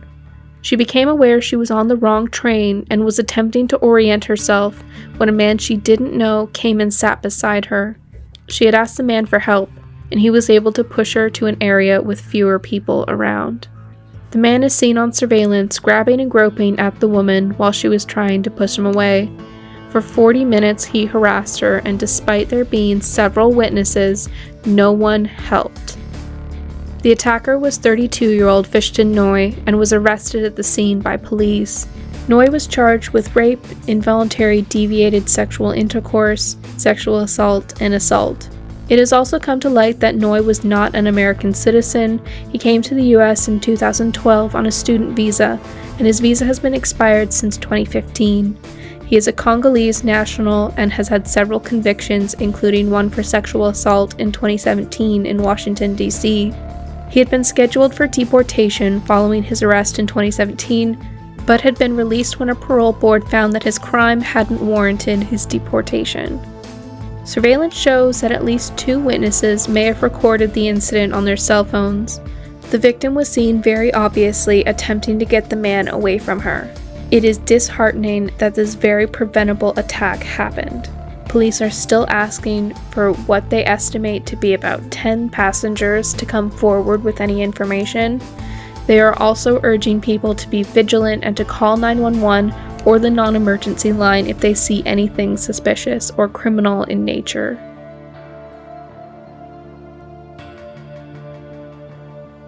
It was 4:30 a.m. on October 20th at the Chevron gas station in Arizona when surveillance captures 2 individuals dressed in black entering the gas station. One of the individuals that entered was brandishing a weapon and attempting to rob the establishment. What the suspect didn't know was that as he entered, he walked past a customer in line. That customer just so happened to be a former Marine Corps veteran who was able to disarm the suspect within 8 seconds. The vet was able to detain the individual until law enforcement was able to arrive and arrest them. The other suspect fled the scene and is still at large. The suspect that was arrested was determined to be a minor, and they were booked into the Yuma County Juvenile Justice Center. The investigation is still developing, however, there were no deaths or injuries. Law enforcement applauded the veteran's ability to de-escalate the situation in a way that led to no one getting hurt.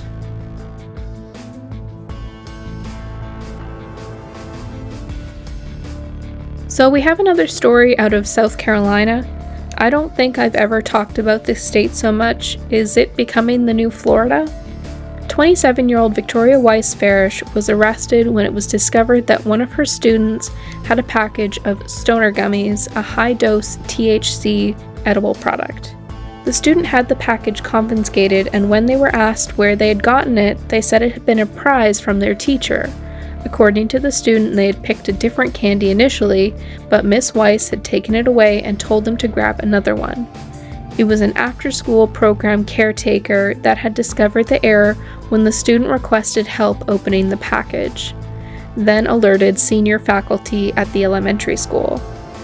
The assistant principal checked the classroom and discovered another package of cannabis gummies and called law enforcement. A search warrant was issued, and deputies discovered that Weiss's home had similar products there.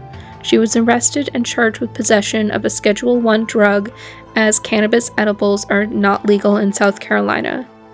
She allegedly stated that she got the candy from a mixed bag at Dollar General. However, it does seem that she knew there was a mistake when she asked the student to pick another packaged candy. No students ate any of the edibles, and Weiss was relieved of her position as an elementary school teacher. She has a pending court date that hasn't been scheduled yet. I just want to know how this happened. I'm not judging people who partake in cannabis products, but how did they end up at school and in a candy prize bin for students?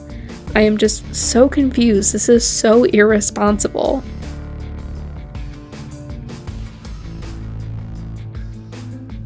Continuing on the subject of irresponsible, 47-year-old Shannon O'Connor was extradited from Idaho back to California. She had been arrested following several teens coming forward about what had happened at O'Connor's Los Gatos home in California. The mother of 2 teen boys is being accused of organizing several wild parties and small gatherings at her home. At these parties, Shannon would buy alcohol for the young teens and encourage them to engage in sexual acts, sometimes even watching. Shannon used several Snapchat aliases and generally used the social media platform to communicate with teens. Shannon would foster inappropriate friendships with some of the girls and use them to recruit others to come to these parties. The victims have reported disturbing accounts. Many girls were sexually assaulted, and one girl was severely beaten by a boy. O'Connor encouraged this and would even bully and harass teens if they refused. A parent stated that Shannon would coach her daughter on what to say and do to sneak out of the home at night to attend these gatherings. They noticed that after their child had attended one of O'Connor's events, that their daughter started regularly lying, consuming alcohol, and generally being more secretive. They went through their daughter's phone and found hundreds of messages their daughter was having with Shannon. As they came forward with their story, more and more parents came forward saying that their child had spoken up about being victimized at one of O'Connor's parties. One mother said, "We were really all fooled by the cool mom thing. Looking back, the red flags were there." I'm shocked. I can't believe somebody would do this to the kids. You know, they're not adults. Even you shouldn't do this to adults too either. Why do this to kids? When deputies arrived to arrest O'Connor in Idaho, where she had recently relocated with her sons, there were a dozen teenagers at the home. O'Connor had been charged with 39 charges, including felony child endangerment, child molestation, sexual assault, and contributing to the delinquency of a minor. Her husband has not been charged in connection, and their children have been removed from their custody. Their Los Gatos home has been recently listed for sale for $4.7 million. Shannon O'Connor also has 15 protective orders protecting victims and one of her children from being contacted. Shannon is also facing several criminal fraud charges following $120,000 in unauthorized charges to her company's credit cards. She had been working as an administrative assistant for Aruba Networks. Her company card had been used to purchase limousine rentals, clothing, and alcohol deliveries. She faces 20 years in prison if convicted on all accounts, and was denied bail as the judge felt she was likely a flight risk and posed a threat to the public. Let me know if you guys are interested in hearing more about this case. At this point in time, it looks like there may be a trial going forward.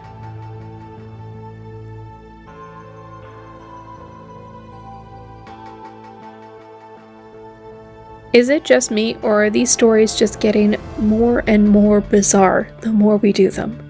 For our last story, we have a Massachusetts man who has been found to have fraudulently gained hundreds of thousands of dollars in COVID relief benefits and then tried to fake his own death to avoid going to jail. Spoiler, it didn't work. David Stavely is the first person in the U.S. to be charged with defrauding the government from COVID relief loans that were set aside to help small businesses.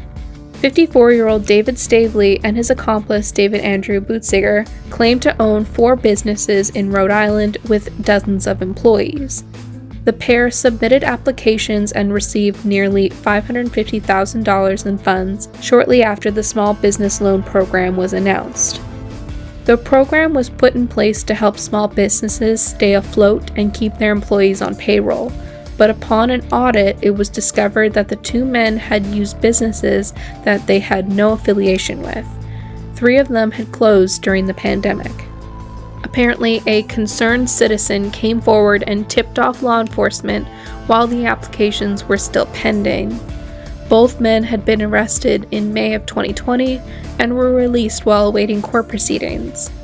Weeks later, it was discovered that Stavely had cut off his electronic monitoring device, left several suicide notes with family members and those who had worked with him in the past, and left his vehicle unlocked near the ocean. Despite the appearance that he had committed suicide, those closest to him believed it was very unlike him, and an investigation began to look into his disappearance. He was located in Georgia on July 23, 2020. He had used several different aliases, stole license plates, and had used multiple cell phones to evade detection.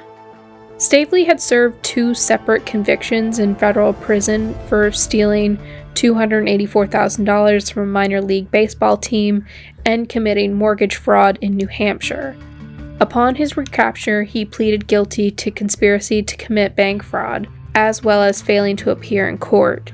This month, he was sentenced to 4 years in prison and 3 years of supervised release.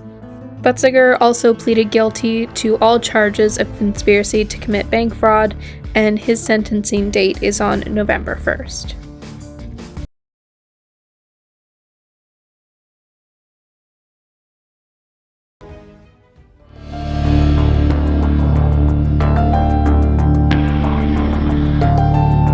Mara has been missing since 2004. The University of Massachusetts Amherst student appeared to have gone on a last-minute trip to New Hampshire, but got into a car accident along the way. She disappeared on February 4th and has been missing for 17 years. Her disappearance has been the subject of several documentaries and podcasts due to the mysterious nature of her trip. She hadn't told anyone she was going anywhere, but had sent an email to a professor saying she was taking a week off of classes to attend a funeral of a close relative, which had been a lie. Over the years, several leads have given her family hope that one day there would be answers to Mara's disappearance, but each time those leads have led to disappointment. And earlier this month, there had been renewed hopes when human skeletal remains were found near Loon Mountain. Mara had been an avid hiker and was an incredibly athletic person. Loon Mountain had also been a place she had hiked often as a child, and it was a familiar place. It had long been hypothesized that Mara had intended to go to the Berkshire and Burlington, Vermont, based on maps she had searched on her computer the day before she left. Based on the evidence at the scene, Mara had taken a hairpin turn, and due to the recent snowy and icy conditions, her car slipped and she veered off the road and into a tree. Several witnesses had seen a young woman who didn't appear to be dressed for the snowy weather pacing outside her vehicle. There was no cell service on that stretch of highway. When officers arrived 15 minutes later, she was gone. Earlier this month, remains had been found by construction workers, and early news reports had suggested they might belong to the missing young woman. It has been concluded that there is no way these remains could belong to Mara Murray. Carbon dating has placed the remains much older than the 2000s. Potentially this body was from the 1940s. Her sister said in a statement, "I urge the NHSP to work tirelessly until the remains can be identified so that peace may be given to their loved ones. My family will continue to search for Mara, and they will leave no stone unturned until we bring her home and hold accountable those who are responsible for her disappearance." While a disappointing blow to Mara's investigation, it does keep her disappearance in the news, and there's always hope that someone remembers something that they may not know will be helpful to the investigation. If you have any information about Mara Murray, you are asked to contact the New Hampshire Police Department.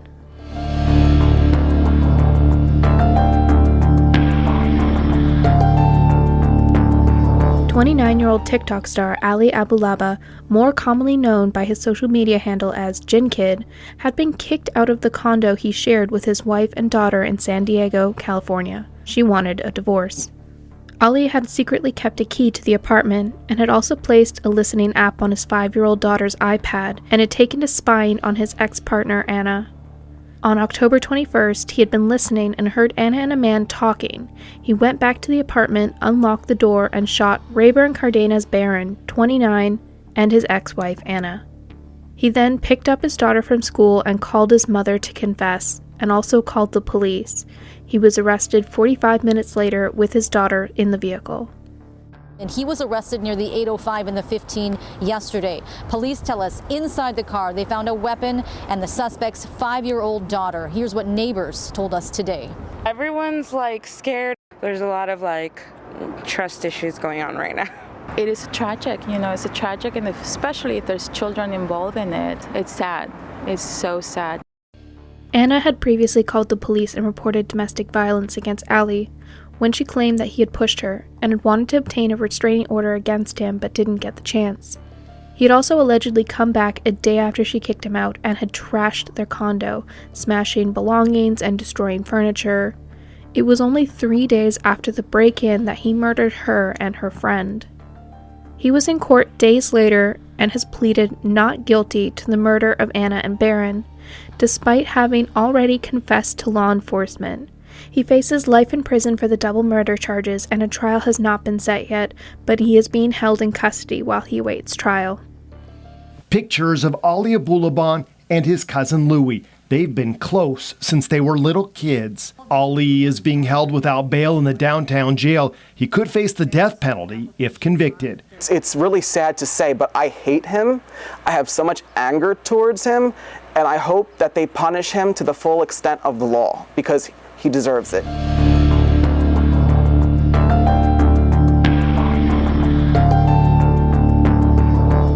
This morning, the world wants to know, where is Peng Shuai, the tennis star not seen or heard from in public for weeks, since accusing a former senior Communist Party official of sexual assault.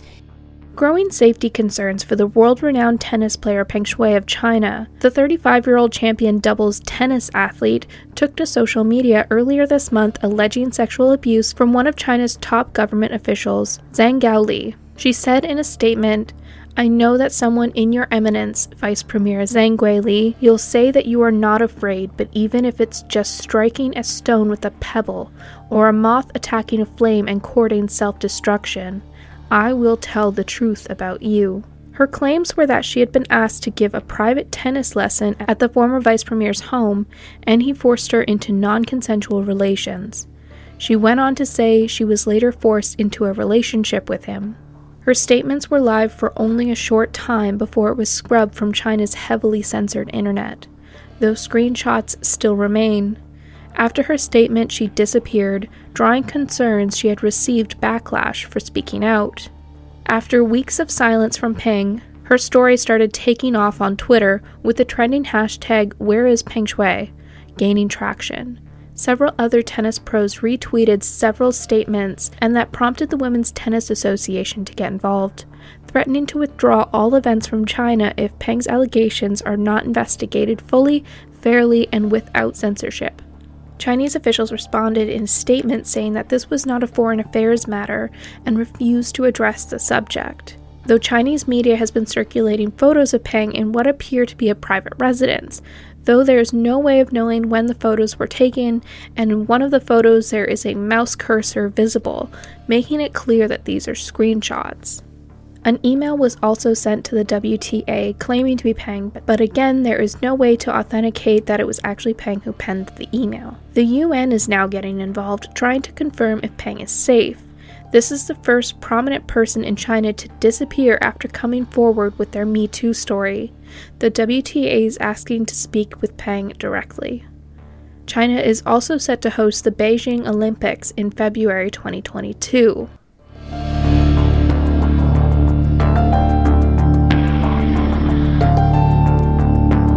Julius Jones, who was convicted of the 1999 murder of Paul Howell, has been granted clemency and his execution has been halted.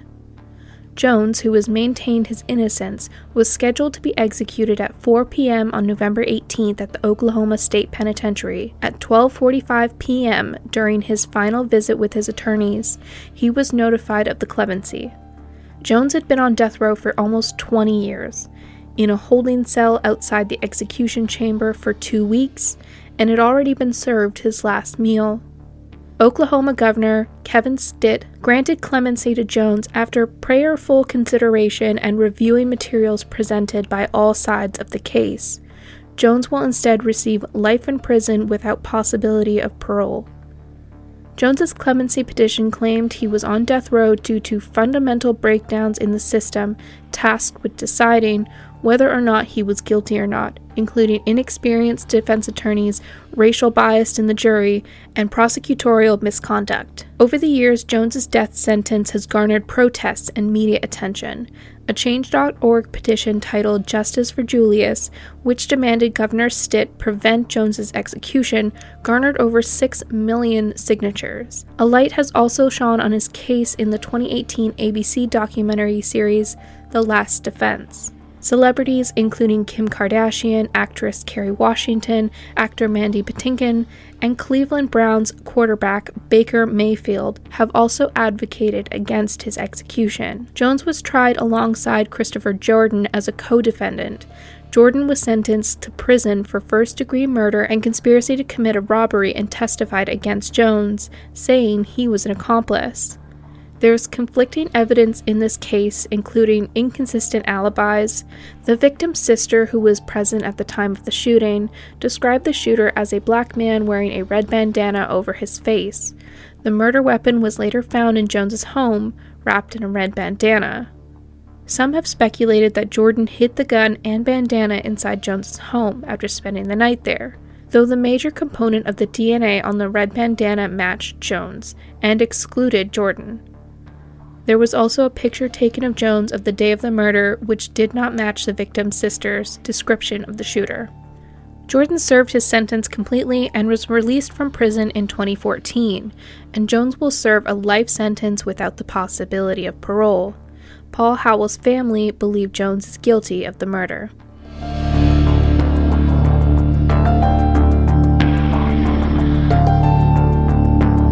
20-year-old Christopher Belter, who pleaded guilty to the rape and sexual assault of 4 teenage girls, has been sentenced to 8 years of probation and must register as a sex offender after New York State Judge Matthew J. Murphy claimed that sending Belter to jail would be inappropriate.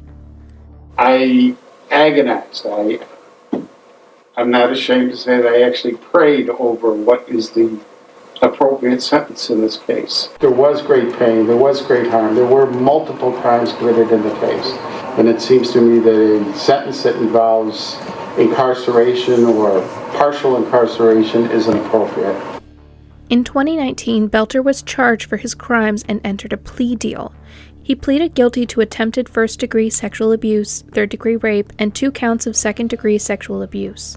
The 4 separate incidents occurred in 2017 and 2018, while Belter and all of his victims were under 18. An order of protection was also issued on the first-degree sexual abuse charge. Belter was placed under interim probation for 2 years, which he violated when he bypassed software on his computer to access pornography.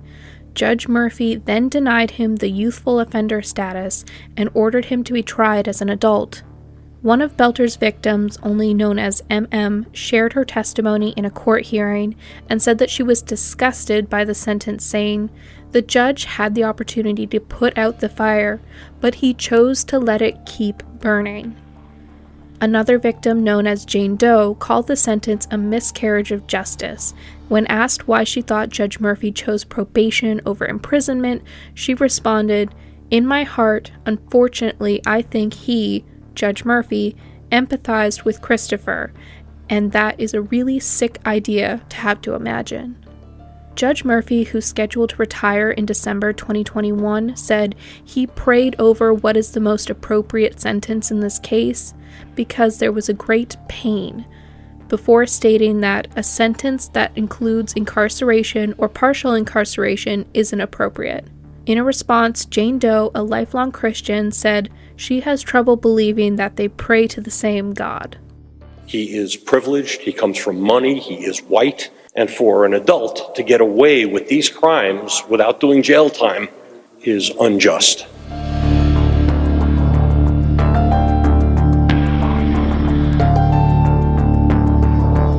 In Dallas County, Missouri, one of two men suspected of kidnapping and killing a missing woman named Cassidy Rainwater has pleaded not guilty to the newest charges issued against him. On November 17, 2021, Timothy Norton was charged with first-degree murder and abandonment of a corpse. On December 23rd, his defense attorney entered a plea of not guilty. Cassidy Rainwater was last seen alive in July of 2021 and reported missing in late August. This case is making national news, and it's heartbreaking. There are reports of her being photographed partially naked in a cage. And of course, she's still missing. In September, detectives spoke with a man named James Phelps, who said Cassidy was staying with him until she left suddenly, and that he hadn't heard from her since. Soon after, they identified Timothy Norton, a friend of James Phelps, as being involved in the case as well. A few weeks later, the FBI provided the Dallas County Sheriff's Office with pictures received through a cyber tip. The photos showed Cassidy alive and partially nude in a cage. There were also photos of her body tied to a gantry crane device, which is used to process wild game. The items in the picture matched items from Phelps's property. Phelps and Norton were arrested and then charged with felony kidnapping. While Phelps refused to answer any questions without an attorney, Norton told police that Phelps invited him to the property, where they attacked Cassidy while she was asleep, strangled her, and dismembered her body. Police found evidence at Phelps's property, including the crane, blood evidence, and what appeared to be human flesh in the freezer, dated July 24th. Lab tests confirmed the items matched Cassidy's DNA. Soon after, police found skeletal remains on the adjoining property, which were also confirmed to be Cassidy Rainwater. Norton is currently being held in the Greene County Jail and has a preliminary hearing date set for February 2nd, 2022. Phelps has been denied a request to set a bond. He will remain in the Dallas County Jail until his trial and is a hearing set for December 17th, 2021.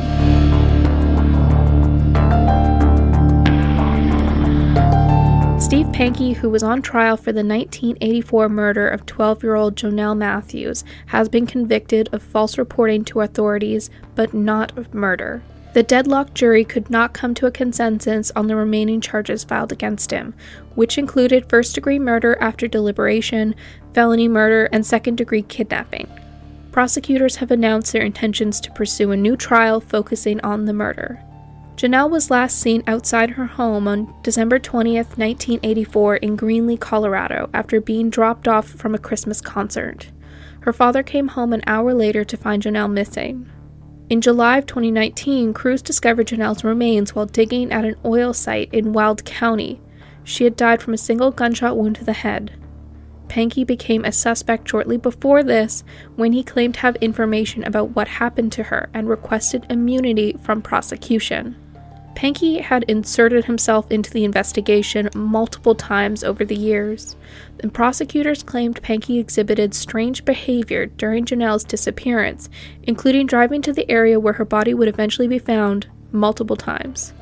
Pankey was indicted in October 2020 on murder in the first degree after deliberation, murder in the first degree / felony murder, second-degree kidnapping, and 2 crimes of violent charges. While there is no DNA evidence connecting Pankey to the crime, prosecutors say there's enough circumstantial evidence and direct evidence to show he's responsible for Janelle's death. Pankey's defense team said that although Pankey was a paranoid true crime junkie who had been obsessed with the case, it doesn't mean he's a killer. Now, Pankey was arrested yesterday at his Idaho home. He had also run for governor of Idaho several times. He made his first court appearance this afternoon and chose not to fight his extradition back to Colorado. He said, quote, he wanted to get this done as quickly as possible. Pankey himself took to the stand during the trial and admitted he was a liar and self-proclaimed master manipulator, but claimed he didn't kill Janelle. He said he only claimed to know the information about the case in an attempt to get other people he hated investigated for the crime. Pankey's next scheduled court date is February 8th in Weld County, Colorado.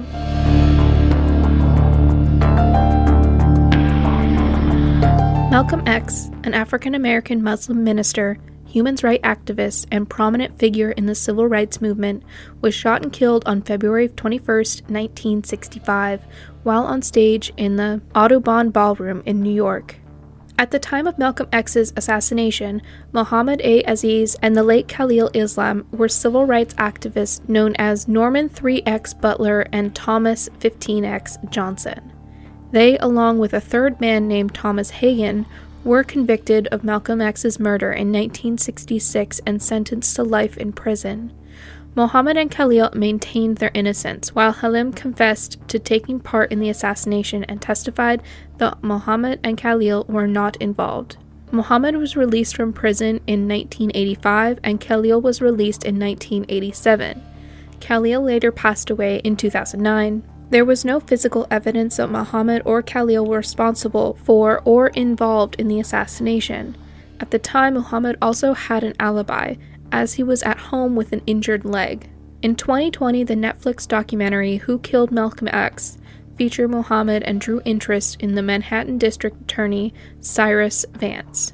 Muhammad and Khalil's lawyers, along with Manhattan District Attorney Cyrus Vance's office, conducted a 22-month investigation into the case and found evidence supporting Muhammad and Khalil's innocence.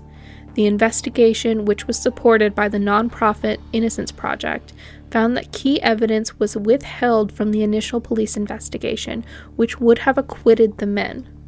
On Thursday, November 18, 2021, New York County Supreme Court Administrative Judge Ellen Biden granted the motion to vacate Muhammad and Khalil's convictions. 2 men who each served 20 years in prison for the murder of Malcolm X have finally had their names cleared. An investigation by the Manhattan District Attorney reveals critical evidence was withheld during their trial more than 50 years ago. Evidence that would have changed the course of history well before today. After the exoneration was announced, Muhammad, now 83, said, "The events that brought us to court today should never have occurred. Those events were and are the result of a process that was corrupt to its core, one that is all too familiar to Black people in 2021. I'm an 83-year-old man who was victimized by the criminal justice system. Also exonerated, Khalil Islam, but it's too late for him to appreciate it. He died in 2009. His son says the family has suffered. Imagine growing up worrying about this every single day of your life.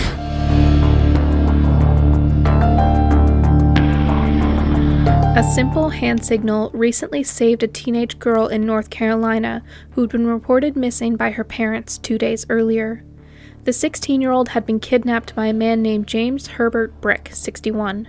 Police reports state that the girl originally went with Brick willingly, but she soon got scared and wanted to escape.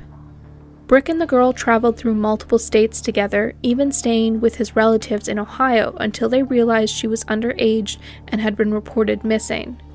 On November 4th, the pair left the state, and while traveling down I-75, the girl began trying to get the attention of other motorists for help.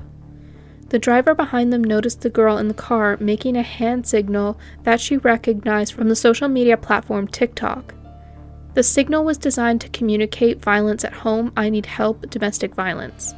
It involves putting your hand up with your palm out, tucking your thumb into your open palm, then folding your fingers down over the thumb. The driver then called 911 and reported seeing the girl flash the sign, saying she appeared to be in distress and was accompanied by an older male. The driver then followed the car and gave the 911 dispatch operator mile markers as they passed by them. I've been following this Toyota Corolla from Madison County. This female on the passenger side, brunette, motioning for help, call 911. She was giving the TikTok signal, the hand gesture signifying that she needed help. Through this information, police were able to identify and stop the vehicle as it exited the highway. Brick was arrested at the scene and charged with unlawful imprisonment. He was booked at the Laurel County Correction Center on a $10,000 bond. The hand signal used by the teenage girl originated from the Signal for Help campaign launched by the Canadian Women's Foundation in 2020. The signal was initially created as a way for women to silently alert others to trouble or abuse happening at home during the pandemic, but the usage has since expanded to anyone in distress. Well, that is it for this video. Thank you so much to everyone who commented on topics they wanted to be covered this month. I can't always see all your comments. If I don't respond to your comment, feel free to always email, tweet, or DM me. Anyways, as always, please give this video a thumbs up if you like the content and subscribe for more if you haven't already. If you have done all that and want to support me in the channel, we have channel membership as well as Patreon to get early access, members only content, and more. We also have merch and other goodies in the description box, as well as links to all my socials. But until then, I will see you all in the next one. Bye for now.